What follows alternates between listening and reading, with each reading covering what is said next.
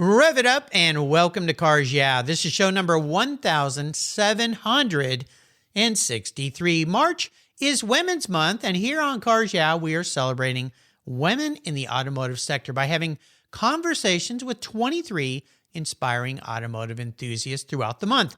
Women who are shifting the conversation. Here we go. This is Cars Yeah, where you'll enjoy interviews with inspiring automotive enthusiasts. Mark Green is here to provide you with a fuel injection of automotive inspiration. So get in, sit down, buckle up, and get ready for a wild ride here on Cars Yeah.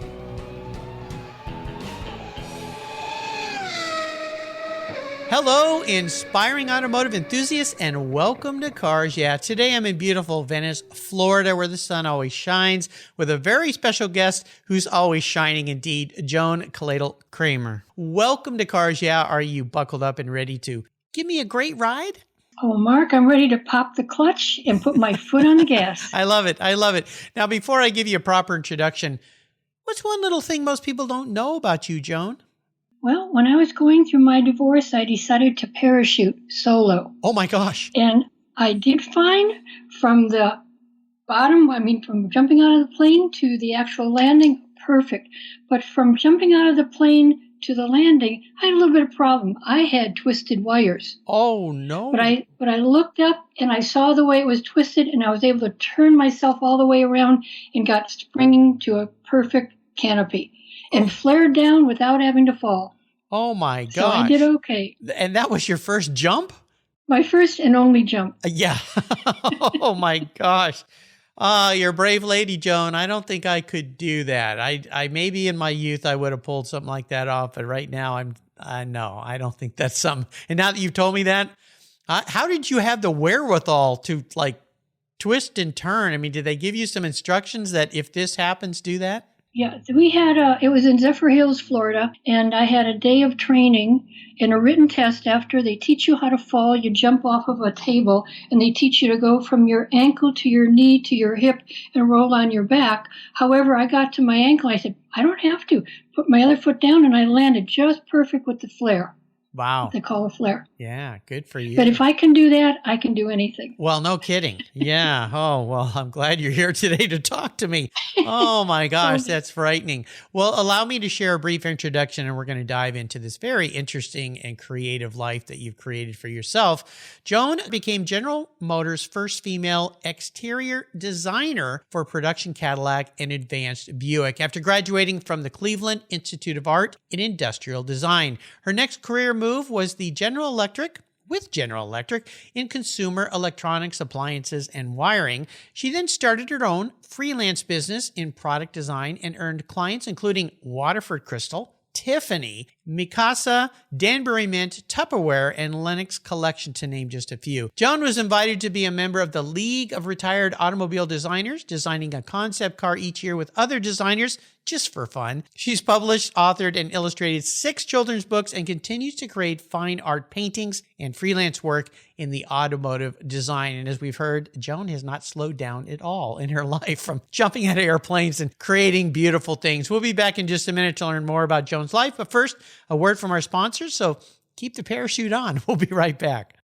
You've heard me talking about Covercraft here on Cars Yeah since I began bringing you inspiring automotive enthusiasts over 7 years ago. Covercraft is a company I've trusted to protect my beloved vehicles since I was in high school, way back in 1975. Did you know they've been in the business longer than that? Covercraft was founded in 1965. Maybe they would have had a cover for my pedal car back then. I'll bet they did. You don't stay in business for over 55 years without providing your customers with superior quality, innovative solutions, and a massive breadth of selections and categories when it comes to protection. Their custom-fit car covers are just the start. Covercraft offers covers for cars, trucks, ATVs, boats, outdoor furniture, it's on my patio, seats, trunk covers, floor dashes, masks for the front of your rides, and so much more. I have got something special just for you as a listener here on Cars Yeah. If you use the code YEAH21, YEAH21 at covercraft.com, they'll give you 10% off. That's right, 10% off. Just use the code YEAH21. Covercraft, protecting the things that move you for a long, long time. When it was time to renew my last policy for my collector car, my carrier's rates went up. They went way up. But my usage was the same and I never had made a claim. No tickets, nothing. What's with that? American Collectors Insurance, that's who now protects my Porsche Turbo. The one I call my Orange Crush. Has your collector car insurance recently raised your rates for no good reason? Tired of paying an annual membership fee? I was too. So I shopped around, I asked friends for recommendations, and found a winner that I can trust. And boy, am I glad I did. I'm saving hundreds of dollars. I can sleep at night knowing my baby is properly insured. American Collectors Insurance have been protecting vehicles since 1976. They provide me with an agreed value insurance policy backed by a history of taking care of their clients. What could be better than that? Give them a call for a quote today at 866-ACI-YEAH. That's 866-224-9324. And protect the ones you love like I did. American Collectors Insurance. Classic car insurance designed by collectors for collectors. All right, Joan, we're back. I would love for you to take a deeper dive into the corner here about your business, your life, and your career. I mean, very unique start to your career, being the first woman, and being this is Women's Month here in Cars Yeah, you are a very appropriate guest to have on the show. So take us on a little journey through this very creative life you've created for yourself. Well, as of right now, I'm semi-retired. However, I'll never be retired, and I'm still in the design game. Nice. I love drawing automobiles with the rest of the fellas, the retired men, and I actually did an illustrated book for the Illustrators Museum last year up in Newport, Rhode Island. And I'm still doing some freelance product design. When somebody calls, I'm still a gun for hire. So, but yeah, my whole career started in the automotive business. And when we get to the obstacles, I can tell you what happened there. Yeah, I'll bet. Now, being one of the first woman to work in the automotive field, and we'll touch on the obstacles and the challenges in a minute, but what inspired you to take off down a path where traditionally it was just all men? Because my wife was an engineer, and when she graduated from college, there was only 2 women who graduated with an engineering degree where she was going to school. And she went into this all men's world. She was a mechanical engineer, civil engineer. And it was quite challenging at first because she wasn't taken seriously. And she would come home many nights pretty frustrated with how she was being treated. But what inspired you first to just take off into this field? Well, first of all, I don't see any difference that why can't I design, why can't women design? We buy cars.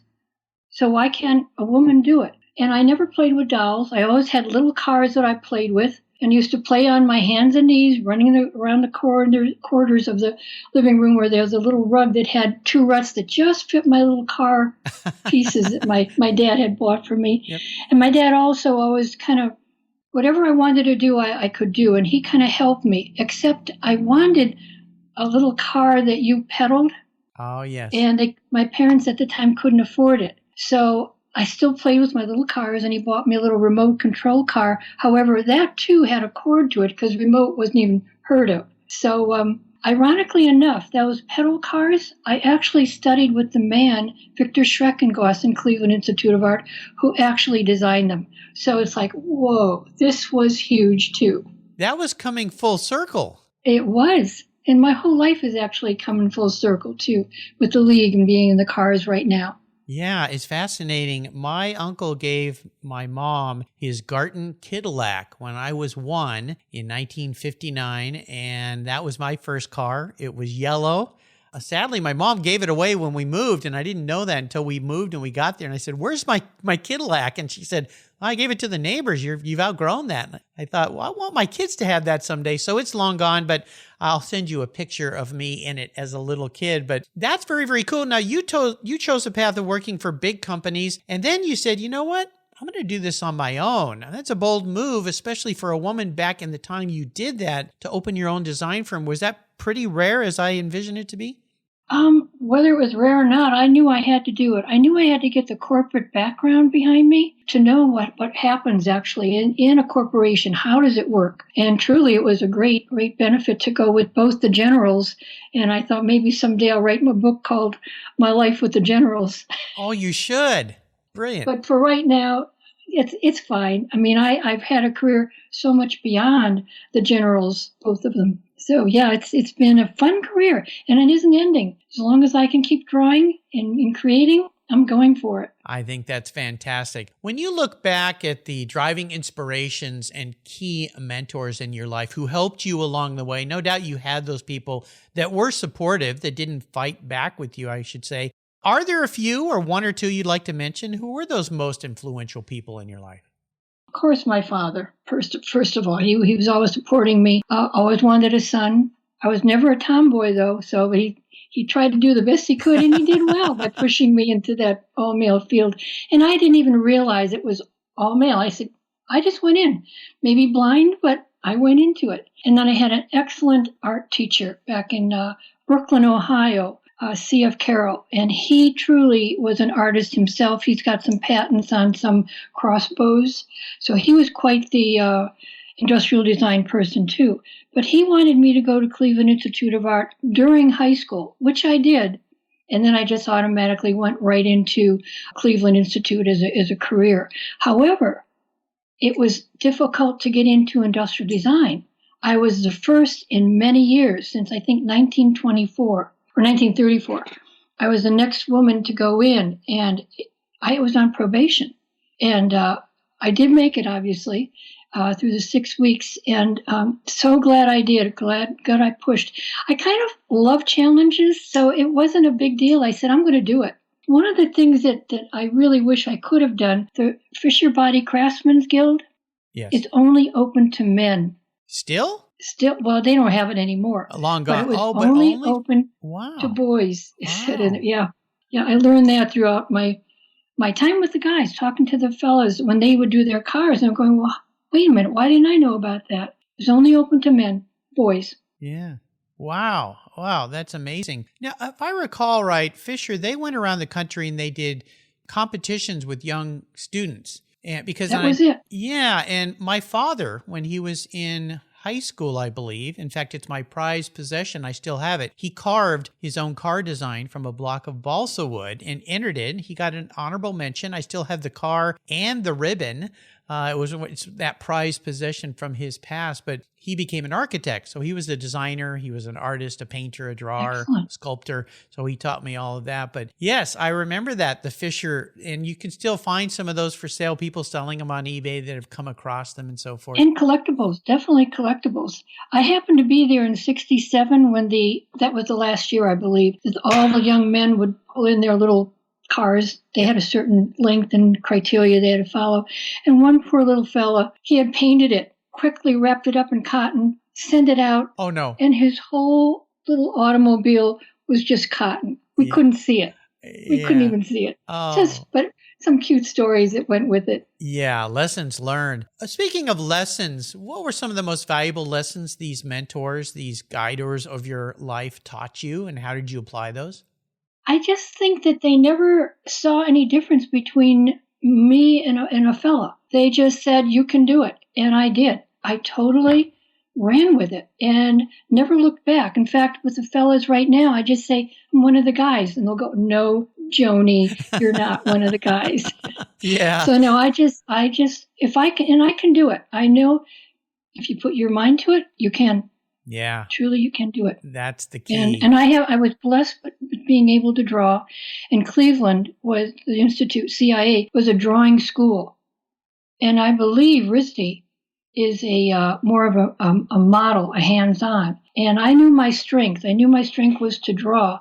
And I could do model making. I had to take model making through the college. But I'm not fast as some of the other guys, but I'm very fast at drawing and fairly accurate, obviously. I've had a career in it. So, yeah, I still draw. I have a paintbrush in my hand every day. Your paintings are beautiful, by the way, and she does some marvelous painting and artwork. My son attended RISD as an industrial design major, very hands-on school, amazing opportunity for him. He just loved it, thought it was fantastic, and the creativity of the students that come out of that school, really, really amazing. We're really proud he got into that school and got to spend 4 years there and earn a degree. Now, if you were to guide and mentor, and you probably have other women, young or old, who want to get into fields that are predominantly male-oriented, what type of advice would you offer them? I would say if you really wanted to do automobile, designing. It's open now. Women finally are coming into being. And the fact that we had schools that now teach, of course, Art Center, truly the best, hands down, for automobile design. And there's a school in Detroit. The name of the college is CCS, College for Creative Study. And that's an excellent one, taught by a lot of the automotive designers. They're employed by GM in all the big companies. Of course, my school, my alumni, Cleveland Institute of Art, we always have a transportation project in usually your senior year. And that's a full, incredible time. There was also a thing that I was lucky enough to get, was the internship at GM. And that was at my time, it was 5-year curriculum between my junior and senior year, which is 4th and 5th year for us. An incredible situation where we were one of 9 students across the United States to be in GM. And we were designing from beginning to end. We had everything available to us, model makers, engineers, anything we wanted, any kind of reference material. And you did that, then you presented your car in the dome of General Motors Tech Center. And 2 of us were hired of the 9. 2 of us were hired, Peter Meyer and myself. And he was Pratt. And of course, I was Cleveland. And I don't know if I'm sure they had somebody from Art Center, but there were 9 of us. And that, you talk about privilege and honor and wow, and then to be able to be chosen to go back to work for them. That was great. Well, congratulations. That was great. So let's talk about today. You call yourself semi-retired, but you remind me a lot of my father. I don't think retirement is in your vocabulary. You will always be busy, always have a paintbrush in your hand, always creating. That's what artists do. They can't just sit back and coast. It's not in our DNA. So what has you excited and fired up every day when you get out of bed of what you do today? It's usually what I want to do, and then I'm interrupted by somebody who wants something else. But every once in a while, the something else's are inspirational, and I'm able to run with that as far as putting my own thing on the side. And it also kind of leads me back into what I did want to do, and I can kind of combine the two together. Hard to explain, but I learned every time I do a situation or a job, or something comes up, a new material, a new medium, I'm learning. I love to learn, and nothing stops me on that scale. Nothing. I mean, if there's any expense that I have during the pandemic, it has been art supplies because I'm trying different things constantly. Yeah, fantastic. And now, of course, I airbrush in the computer, and I don't get my fingernails dirty. So you've made that transition, that tech transition, which is very hard for a lot of artists to do, unless they're young and they grew up with it. How have you experienced that? Has it been fun for you to try these new mediums? I do. Yep. The mediums, let alone the Illustrator, InDesign, and Photoshop. Those were really the 3. And I'm like a dog with a bone. I've got to learn it because I feel my competition was always right here. Right. And they're young and they can do it so much easier. But I really, when I'm dedicated to it, I stick to it and I'll go right into it and learn it. And there was a website called Lynda, Lynda. Oh, yeah, I'm familiar with that. It's bought up by LinkedIn. Yes. And that one I had yearly because you sometimes only have 5-10 minutes in a day. And I go, yep, I can learn something in 5 or 10 minutes. And they give that class also visually, which is what I need. I learn visually. And I'm going to say this. I have to say this because if I'm talking to any student and he's having a hard time, I ask if he has been tested for dyslexia because I didn't know I have dyslexia. Wow. And I found that out when I was writing children's books. And that's why my learning capabilities were so hard when I had to read. If I could visually see something done, that's when I took off. And that's usually how I learn, is by watching a video or YouTube. Thank goodness for YouTube. But yeah, to watch it visually, and that Lynda got me through how to learn all the 3 huge programs that are pretty significant. Of course, now they have the iPad with the Procreate iPad, which is really good. And I'll get to that. But right now I'm still happy with Photoshop. It's a wonderful medium. You can change it all the time. And I love it.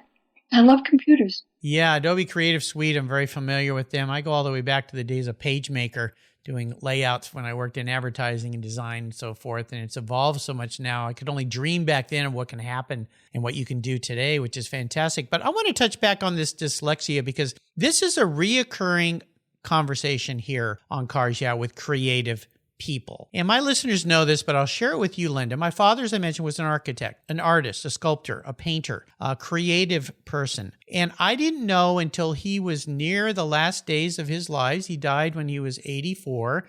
He had fallen and broken his neck, and I was traveling back and forth to help him recover. And he told me one day, I said, Dad, while you're recovering, I got you these books to read. And he said, well, don't bother because I can't read those books. And I said, what? And he said, well, I have dyslexia. Now, think about this. He's my dad for his whole life, up to 80 years old. He never said those words to me. And I looked at him like, what are you talking about? And he said, Mark, have you ever seen me read a book? And I went, no, that's weird. I go, what the hell? Why are you telling me now? And he said, well, because I've been embarrassed about it my entire life. It's true. Yes. And I just had a guest on last month, very creative, successful businessman, David Smith, who shared the same thing on this show. I have had lots of creative people, fabricators, designers, artists, sculptors, people who can learn visually, but have a challenge reading, writing, and so forth. I'm so happy you shared that because at least nowadays we can recognize it. But back in the day when my dad was young, he said, everybody called me stupid. They just said, why can't you learn? My teacher said, you'll never be able to do anything. And thank goodness his grandmother had the wherewithal to see there was something there. And she helped him and found a tutor that helped him. And actually, she loaned him the money to go to college. And he got an engineering and architectural degree in Oklahoma. He could have never done it, he said, on his own, but he had this tutor. He was very proud to say he paid my grandmother back every dime she loaned him to get him through college. But this is so important for people to understand. My sister's a special ed teacher, and she said people that have dyslexia have other immense talents. I'm talking to one today, Joan. My father's a good example, and many people who've been on the show that I think in some way, if you believe in God or divine universe, whatever your beliefs are, that you're empowered with if you have this challenge and you find ways to overcome it. That's the magic of the brain, right? It is. And my brain took over into the drawing part. And I remember drawing from the age of 3. My dad set up a little chalkboard, and I used to draw with the chalk constantly. Yep. And but you're right. Everybody thinks, well, why aren't you getting it? The other thing is a time situation. When you're taking a test, I panic now. Even now, there's a time limit. The fact that you have to get it done by a certain time in a test, I used to constantly be looking at the clock, only 10 more minutes, 5 more minutes. It used to scare me. Now they give the people who they know who have dyslexia, they give them that extra time. Right. They actually do that for the students. And I have given school talks, and one of the teachers, I told her about this. She said, oh my God, she said, bring it up in the class. Bring it up. So this is why I do now feel comfortable. But I didn't know about it until I was 65, till I was writing my children's books. And I was thinking, why am I having problems? My gosh, I should know how to write and read. But my punctuation and my tenses were wrong. They seemed right to me. And then I'd have a copywriter look at it. Yeah. And I said, something's wrong. So I took a test, and I'm mild to moderate dyslexic. Wow. So yeah, and it's all right because now I know. Now my personality has really changed. I have a lot more confidence in myself. And because when you're a kid growing up, it's tough. It's tough. Lou Santiago, who's a brilliant fabricator, creates hot rods and cars, does a series on YouTube about building cars, restoring cars. He shared a part of the experience that really exemplifies this. He said, when you're a kid and you have dyslexia and you don't know why you can't learn, everybody picks on you, teachers, parents, other students, and you become very angry. And he said he after a while, when people keep telling you you're stupid, you start to believe it, and then you get mad. And then in his case, he said, you don't have much of an option, and you start pushing back. For him, he started punching other kids. He started getting in fights. And he said the school system back then enforced his challenge in that he knew that if he would get in a fight, he'd be taken out of class, which was the most challenging situation to be in every day, is in class, being told to read and write and speak in front of people. Yeah. So he said, I just got in fights. That got me out of class. Yeah, that's interesting. And what a sad, sad way to go through life. Thankfully, now they can recognize that kind of thing. But this is so important to share because there may be people out there that don't even know they have a mild version of this, and they just can't figure out, and they hide it. They shield it from people. They avoid any kind of situations where they have to read, take a test, whatever that might be. So I wouldn't even talk. I mean, I wouldn't even, I was a shell of a person.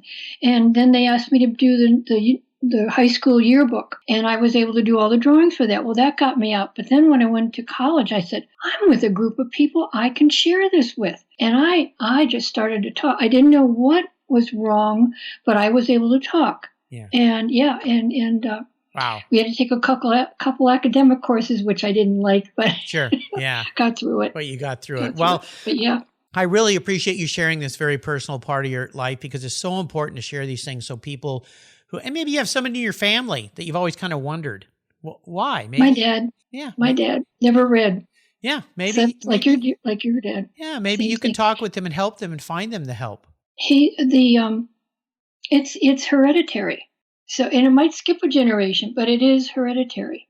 Absolutely. So, yeah. Wow. Well, I'm glad it skipped me. I can't imagine having to challenge for that. you. Yeah. Fortunate there for sure. Let's take a short break. We'll catch our breath and we come back. Boy, I think we already covered a big challenge here, but no doubt you've had a few more in your life. So we'll touch on those in a second. Keep your seatbelt on. We're with the great Joan Klatil Creamer, and we'll be right back.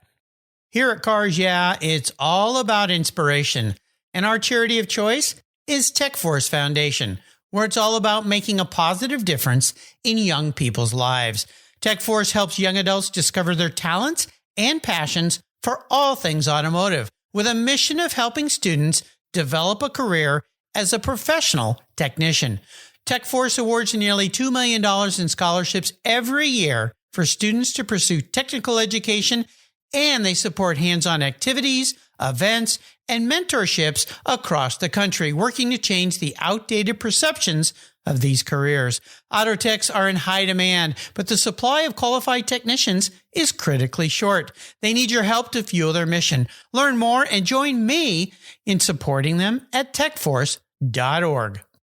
Crash jewelry is handmade from the metal of luxury cars while preserving the original factory paint. Founder Christy Shimke came up with the idea when she moved her jewelry studio into her husband's Los Angeles auto body shop. After watching beautiful Porsche ultraviolet fenders and Ferrari Rosso Corsa hoods head to the scrapyard, she developed her own unique upcycling process of cutting, bending, and sanding the metal into unique, wearable pieces of beautiful automotive art. For Women's History Month here on Cars Yeah, Crash Jewelry is giving away a special Ferrari Art Deco cuff. The cuff includes an empowering message engraved inside. Enter to win today by subscribing at crashjewelry.com. Plus, Christy is offering Cars Yeah listeners 10% off in March when you use the code CARSYEAH at checkout. That's crashjewelry.com and use the code CARSYEAH today. And don't forget to follow Christy on Instagram at Crash Jewelry. All right, we are back. Now, I mentioned before we broke off there that I always ask my guests for a big challenge, big obstacle you had to overcome. Definitely that was a huge one, but I have a feeling there might be a few more in your life. Definitely a couple more. And Yes. It's all relating to wanting to be the first woman car exterior designer. Again, I just went through it because I wanted it. The problem was it was the times. This was back in the early to mid 60s. And the times were women were not really given the opportunity. And I don't know if you've ever seen the movie Hidden Figures Yes. with the 3 black women. Yes. Oh, Yeah. I related to every second of that. And then I said, well, I didn't have to walk out to another building to go to the washroom. However, in the studios, they had the men's in the studio, a washroom for them, I had to walk down the hall to go to the ladies' restroom. Oh, wow. They did not have a ladies' restroom. Yeah. So, okay, that was part of the Hidden Figures part of it. The Michigan state laws, okay, I was working, I had always pulled all-nighters into college and everything, and I was with Cadillac Production Studios, and we were working on a crunch program, and everybody's working. We got to stay all night because tomorrow at 8 o'clock, the executives are coming in. All of a sudden, Stan Parker, the chief of the studio, comes walking over to me and said, "Pack up your things, you got to go home."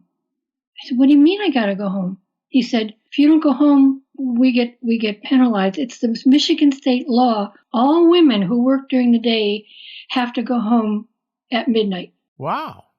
I couldn't believe it. How am I ever going to get ahead? Yeah, when you're restricted by law to not stay and perform. Yeah, wow. Yeah. Obviously, things have changed. Yes.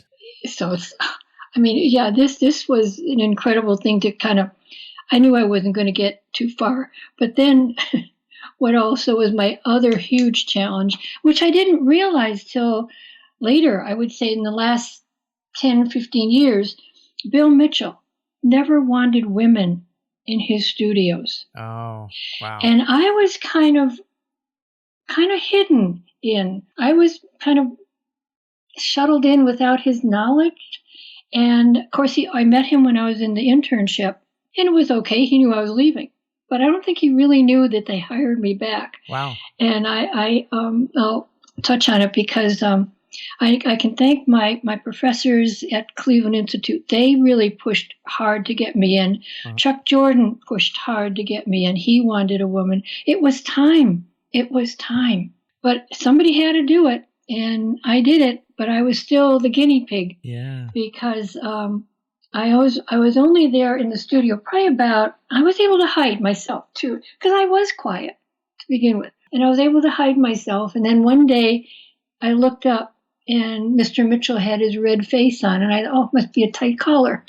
Uh-oh. It turned out he let out some cuss words, and I knew them all. I heard them all, but it went in one ear, not the other. And fine, he walks out, and the next day, Stan Parker's not in, and I'm called into Irv Verbicki's, into Stan Parker's office. And Irv Verbicki said, "We're putting you in interior." And I said, but I've studied for exterior. I like metal. I like reflections. I love glass. Why? And I knew it wasn't my work because I had some things on the board, things going on the model. There's what they call a modesty screen. When you open up the studio door, they have a screen there, and everybody who had their great drawings they were working on, if you were good, you had your drawing on that board, and mine was on that board. So I knew it wasn't my work. Right. So I went into, they put me into Oldsmobile Interior, and it was okay. I mean, I stayed there for 3 months, but at that point I said, where am I going to go? I got to get out. Well, I put my job application out, and GE said, when do you want to start? Wow. And I'm going, oh, that was great. The same day, or approximately the same day, get called back up to Irv Verbicki's office. And he said, I'm putting you back into exterior advanced Buick with Jerry Hirschberg. Whoa. Oh, my God. Jerry Hirschberg was my mentor at Cleveland.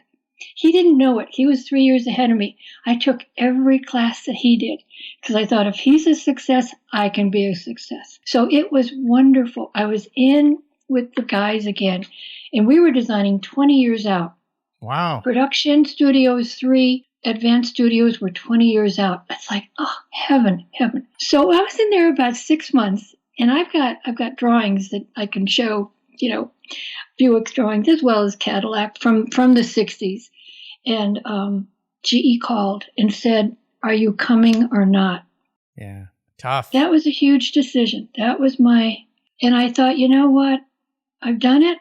I'm not going to get too far with the number one, the state, number two, Bill Mitchell. Yeah. And it's been now said, Susan Skolsgaard mentioned in a couple of her talks that no woman was in until Bill Mitchell retired in 77. Yeah. So those were 10 years after I left that no woman No Yeah, one was you in. would have been stifled. How terrible. Wow. Well, But I did it. you did it. You did do it. Good for you. You go, girl. I love it.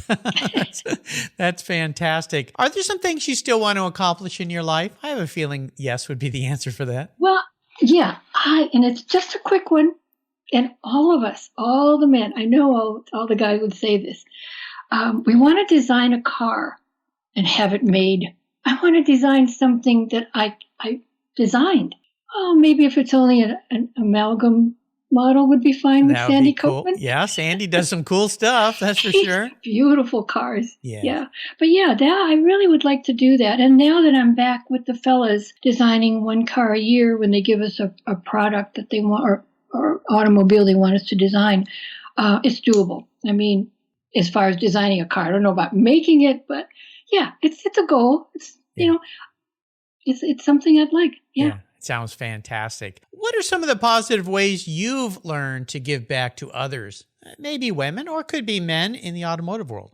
Well, I do give talks to schools, and I do bring up dyslexic. And what's interesting, I will start with a PowerPoint because I do so much better talking when I have something to talk about and have the attention on my drawing, not on me. So I usually like to do a PowerPoint, and I'll have the young men, oh boy, here comes, it's still this way. Here comes a woman telling us, designing, and I'll put a car drawing up. The first thing I put up is a car just speeding along, and you see them sit up in their seats. Sure. And I know I've got them at this point.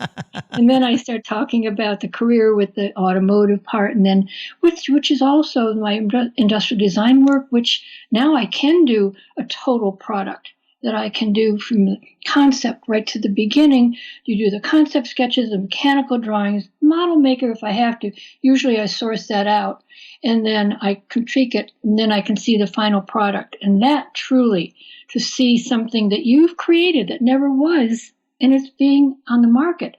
And it's like Waterford takes it, Tiffany.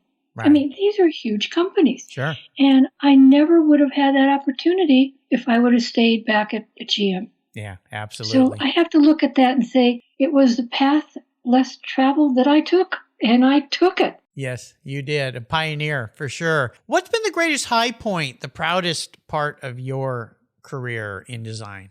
Oh, I do want to go back, if I could, to one more quick thing with helping. Absolutely. I happened to be at the Audrain last year function. They were having a gala party in the evening, and I was... I've never met Wayne Carini. I've seen him at many different functions, and I saw him off in the corner, and I wanted to say hello to him and introduce myself. And I'm standing waiting because he was talking to somebody, and this young man comes over to the side of me, and he says, "Are you Joan Kramer?" And I said, "Yeah." And he said to me, "Well, you don't know me probably right now." He said, "The last time you met me, I was 10.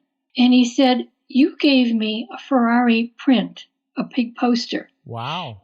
And he said, because of that poster, I changed my career and I went into automotive, not design.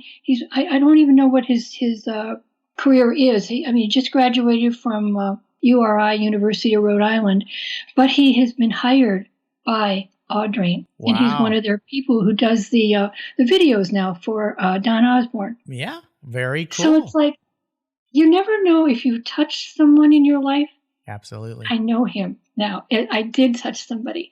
And I'm sure this has happened to many people. You don't know who you're going to help along the pathway. And I've always been able to, I try to get, especially I can see someone who is shy and quiet, like myself, who you got to draw them out. And then I realize they might have they might like a drawing. And yeah, this has been, and I just do 8x10s, a lot of 8x10s, and then I give them to people who I really know will appreciate it and maybe take advantage of it, like this young man did, Antonio. Oh, that's absolutely brilliant. Donald's been a guest many times here on Cars. Yeah, I just had him on the show last month with his new role there at Audrain. I know he's been there since late 2018, but the fantastic things they're doing there, Linkage Magazine, the Concord, the museum. I mean, he's having some fun, that's for sure. They've actually asked me to be a judge.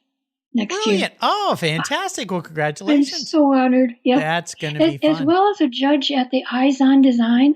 Are you familiar with that? No, Eyes on Design in Detroit. no. It's held Father's Day, every Father's Day on the Henry Ford estate. Oh, okay. And it's called Eyes On, and it's sponsored by the Eye Research people. And I'm going to get those names wrong, but it's Dr. Philip Hesberg, Okay. who with Chuck Jordan started it, and it helps the research for eyes. Yeah. And it just runs like clockwork. Tom Hale is involved in it for the posters, and he's done a number of posters. But they have a group of always 4 of us, 5 of us judging cars. But they even have a group of blind people with white gloves on, Wow. and they go around and they feel a car. Wow. And that car is even judged as well. It's a beautiful show, Eyes on Design, and they've asked me to be a judge there. So it's like, yes, I look forward to that. Well, congratulations. Very cool. How about a high point, something that you're really proud of so far in your magnificent career? My high point has been going back to my full circle of meeting with the fellas again. I'm running on an adrenaline high every time I go to any of these shows and I see any of the fellas that I used to work with. So yeah, I'm so excited to be with them. I've come that full circle of automotive, and I'm back in automotive again, just for fun. That's the most important thing. We'll take a short break. We'll be right back. We're going to take the ultimate drive here in a second, so sit tight. We're here with Joan. I've discovered Linkage.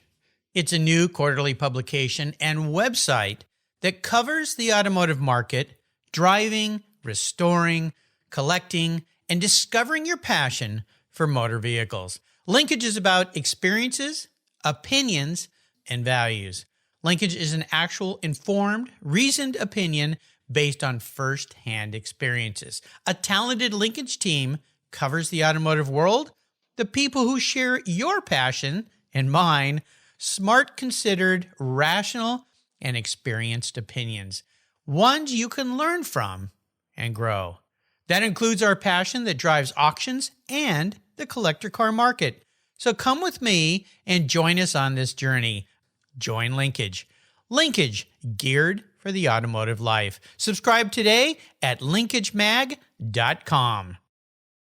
Hey, fellow inspiring automotive enthusiasts, did you know if you subscribe at carsyeah.com, I'll send you my free Filler Up book? It's an ebook filled with fuel, filler fun, and inspirational quotes from past guests here on Cars Yeah. Plus, you'll get a weekly wrap-up email from me every Friday, and your name will be in the hat for one of the many free giveaways here at Cars Yeah. Simply go to carsyeah.com and click on the free book button, and boom, you're in the club. And don't forget to subscribe to Cars Yeah on your mobile podcast app, and you'll get the Cars Yeah show delivered right to your mobile device every day, absolutely free. Inspiring automotive enthusiasts, that's what we're all about here at Cars Yeah. Thanks for listening. All right, Joan, we're back. Now, if I could arrange for you to take a drive with anyone in the automotive industry, living or deceased, who would that individual be, and what would the vehicle be that you were both riding in? I thought about this question because I know you ask that of other people sometimes, and it would be Chuck Jordan, GM Vice President Global Design, not after Bill Mitchell, but after a couple, Irva Bicky. And number one, I'm grateful. He truly trusted me. He had watched he would travel around to all these schools, and he came down to Cleveland Institute of Art, and all the companies did, Ford, Chrysler at the time, GM.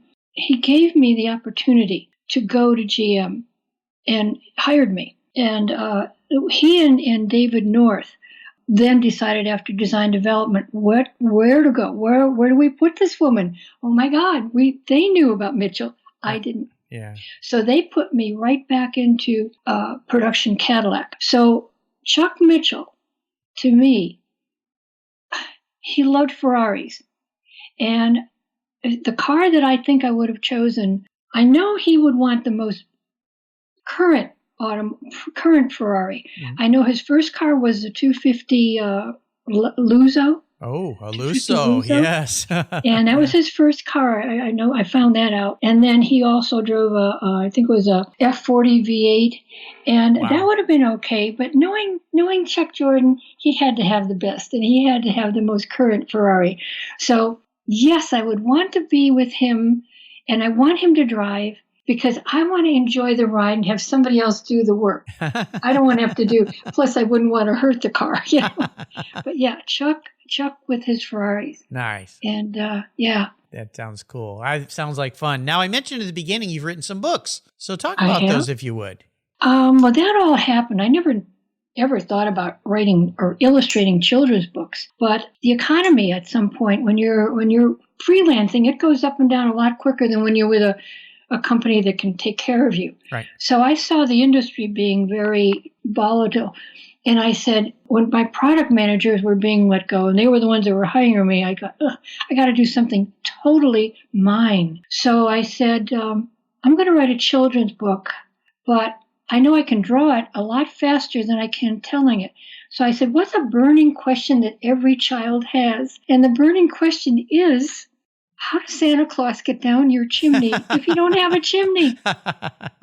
So I said, okay, he goes through a keyhole. And I did a whole story about Santa magic, because there's got to be more magic than just going through a keyhole. So He has a magic scepter that he waves and says the magic words, and a lot of magic happens to him, and he turns invisible.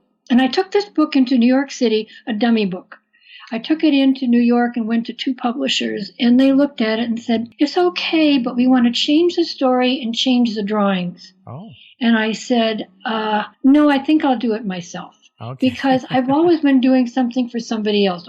Even if you're designing for a company, you're always having to tweak whatever way they want. And you have to. Right. That's their job. They know what sales, what will be marketing for them. So I said, no, I'm going to do this. And I said, if it doesn't work, I'll just quit. I did the first book. Not only did it work, I've had it reprinted 5 different times. My gosh. And I've got a series. I've got 6 books in this series. Wow. And the magic scepter that gets passed on to the Easter Bunny, to the Tooth Fairy, to a little teddy bear who handles all the birthdays. Wow. And a little witch who's afraid of Halloween. She needs a magic scepter to be brave. So it's also giving a story of helping children be brave, or not be afraid. And so, it's been a fun thing. And I never thought it would catch on like it did. And of course, with the pandemic, everything's gone. So I could write more. Well, you should. And I'll make sure to put links to these books on Joan's show notes page. Just go to carsyeah.com, type in Joan in the search bar, and her page will pop up, and you'll be able to get links to all these books so you can get your hands on some. So if you have little children in your life, you can share these books with them, or just enjoy them yourself. 9 and under. 9 and under. Okay, I think I might like it. So am I eligible? I can read them too, right? Hey, it brings out the little kid in you. I like that. I always like to do that. Joan, you have taken us on a wonderful journey and ride today. I can't tell you how grateful I am to get to spend some time with you today and learn about your life. Wow, what a pioneer. I want to thank you for sharing your journey with us today. Before I let you go, could you offer us one little parting piece of guidance or wisdom before you drive off into the sunset with that old business partner of yours in that Ferrari?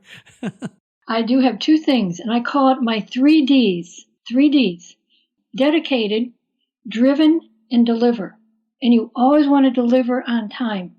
Don't even start the job if you can't make that deadline. Don't even start it. And then my other one is, for me, never reach a goal. Because if I got close to that goal, I keep moving it up.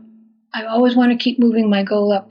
That's what keeps me alive and going, and I love it. It's wonderful. Love life. It's great. Yeah, it's obvious to me that you do.